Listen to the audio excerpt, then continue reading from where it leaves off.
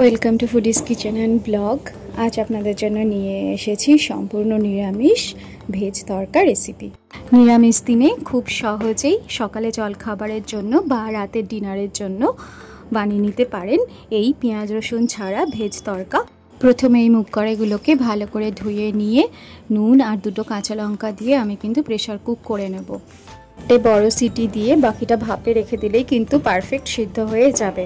আমি আলু দিয়েছিলাম, আলু দিলে কিন্তু একটু তরকার টেস্টটা অন্যরকম হয়, সেই জন্য আপনারা আলু ছাড়াও করতে পারেন। আলুগুলো কিন্তু এই রকম একটু ছোট ছোট করেই পিস করে নিতে হবে। এবার কড়াইয়ে তেল গরম করে আগে আমি আলুগুলো ভেজে নেব। আমি কিন্তু এখানে কোনো সর্ষের তেলে ব্যবহার করিনি, আপনারা চাইলে করতেই পারেন। আমি কিন্তু সম্পূর্ণ সাদা তেলেই এই রেসিপিটা বানাবো। আলুগুলো হালকা সোনালি করে ভেজে তুলে নিয়ে ওই তেলেই আমি দুটো শুকনো লঙ্কা, গোটা গরম মশলা আর জিরে ফোড়ন দিয়ে দেবো। ফোড়নটা একটু তেলে নাড়াচাড়া করে নিয়ে আদা, দুটো টমেটো আর দুটো কাঁচা লঙ্কার একটা স্মুথ পেস্ট বানিয়ে নেব। এবার এই পেস্টটা কিন্তু ওই তেলে দিয়ে দেব। তেলে দিয়ে একটু ভালো করে নাড়াচাড়া করে নেব। এরপর আর একটা মশলার আমি পেস্ট বানিয়ে নেব। নুন, হলুদ, জিরে গুঁড়ো, ধনে গুঁড়ো আর কাশ্মীরি লঙ্কা গুঁড়ো। এই রকম পেস্ট বানিয়ে নিলে কিন্তু এই মশলাগুলো জ্বলে যাওয়ার কোনো ভয় থাকে না। আপনারাও এইভাবেই কিন্তু করবেন।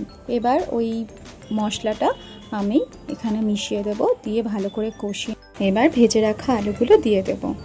আবার একটু ভালো করে নেড়েচেড়ে নিয়ে মোটামুটি কষানো হয়ে গেলে দেখবেন যে তেল ছেড়ে ছেড়ে আসছে, তার মানেই কিন্তু কষানো কমপ্লিট।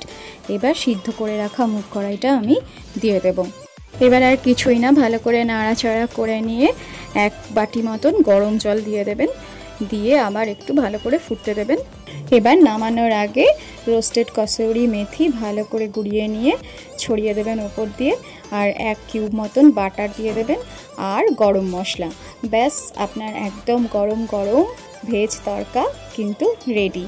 এটি কিন্তু সম্পূর্ণ নিরামিষ, একদম পেঁয়াজ রসুন ছাড়া, এবং বাচ্চাদের জন্য কিন্তু খুবই হেলদি।